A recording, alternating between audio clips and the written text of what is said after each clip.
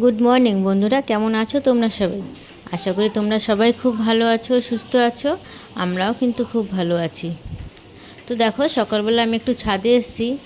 এসে দেখছি আকাশটা এত সুন্দর হয়ে আছে। নীল আকাশের ভিতরে সাদা সাদা মেঘগুলো দেখতে কিন্তু খুবই সুন্দর লাগছে।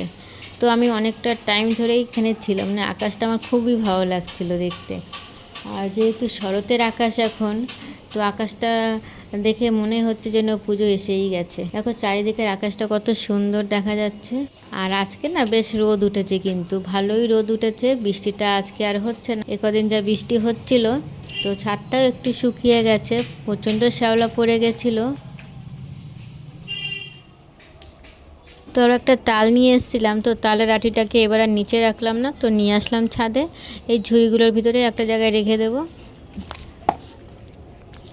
আর এতটা পরিমাণে রোদ ছিল, আমি দাঁড়িয়ে গেছি রোদ আম গাছের এখানটায় দাঁড়িয়ে দাঁড়িয়ে একটু দেখছি কখন রোদটা কমবে, একটু মেঘলা হয়ে গেলেই আমি বেরিয়ে যাব।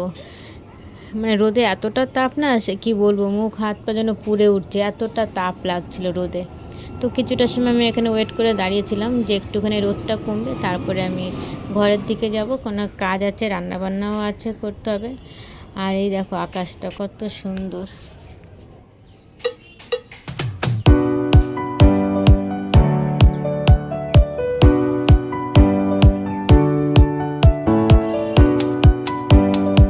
রোদটাও উঠেছিল, আর ওই গাছগুলোর মাটিটা দেখছি অনেকটা শুকিয়ে গেছে। তার জন্য একটুখানি ভাবলাম তাহলে জল দিই, তারপরে নিচে যাব। তো গাছগুলোতে জল দেওয়া হয়ে গেছে, আমি নিচে চলে যাচ্ছি। আর এদিকে এসে দেখো আমি রান্নাও বসিয়ে দিয়েছি। চিচিঙ্গা ছিল, সেই চিচিঙ্গাকে কুচিয়ে নিয়ে চিংড়ি মাছ দিয়ে একটু ভেজে নিচ্ছি। আর এদিকে ভাতটাও বসিয়ে দিয়েছি, তো ভাতটা প্রায় উঠতেও গেছে।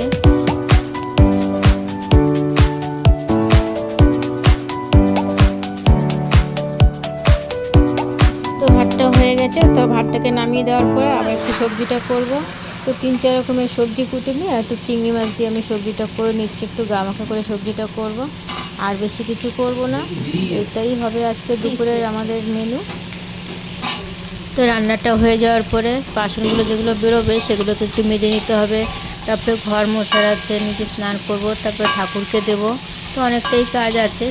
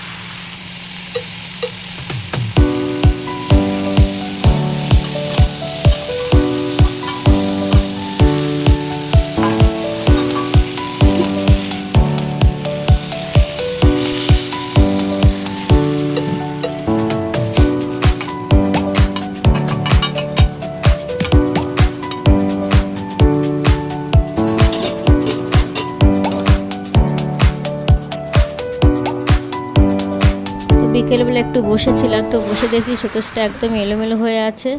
একটা জিনিস ধরতে গেলে আর একটা জিনিস হাতে চলে আসে। তাই শোকেসটাকে একটু গুছানোর জন্য জিনিসগুলোকে বের করে আবার একটুখানি ঠিক জায়গায়, যে জিনিসটা যেখানে রাখা সেই জিনিসটা সেখানে রাখছি, যাতে যেটা দরকার সেটা সামনে থাকে, আর যেটা অতটা দরকার না বা সবসময় দরকার না সেই জিনিসগুলোকে পিছনে রাখি। তো অত সুন্দর আমি গুছাতে পারি না। তো যাই হোক, মোটামুটি জিনিসগুলোকে আমার সুবিধা মতন করেই রাখার চেষ্টা করছিলাম।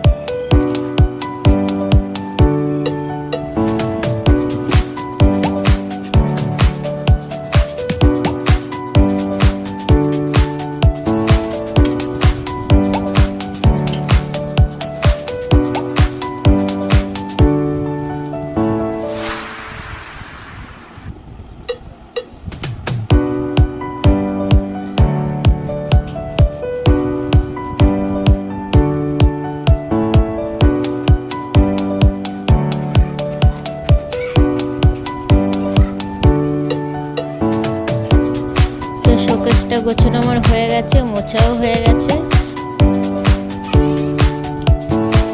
তো খিদেও পেয়ে গেছে, তো চলো একটু চাউমিন করে নিই, চাউমিনটা খাবো। আর তার জন্য আমি একটুখানি অল্প বরবটি ছিল, তো একটু বরবটি আর একটুখানি আলু কুচিয়ে নিয়েছিলাম, সিম্পলভাবেই করব। তো প্যাকেটের যা চাউমিন আছে সবটা করব না, অল্পই করব, সবটা করলে রাতে আর খেতে পারবো না।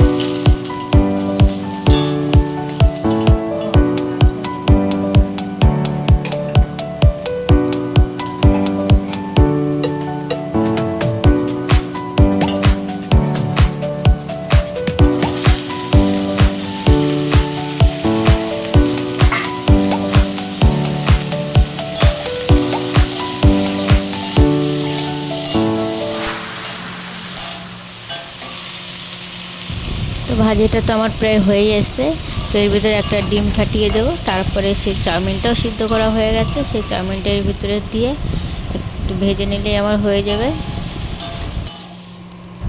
দেখো চাউমিন আমার রেডি হয়ে গেছে।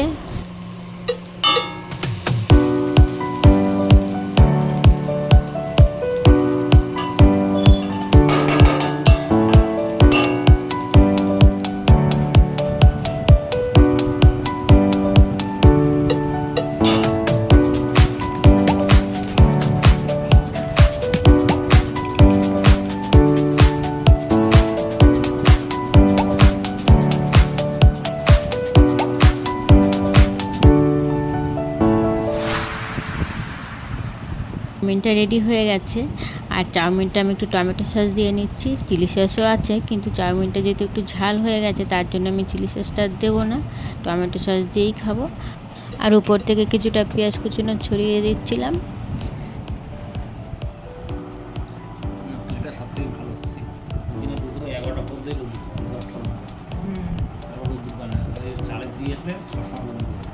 তো ব্লগটা এখানেই শেষ করছি।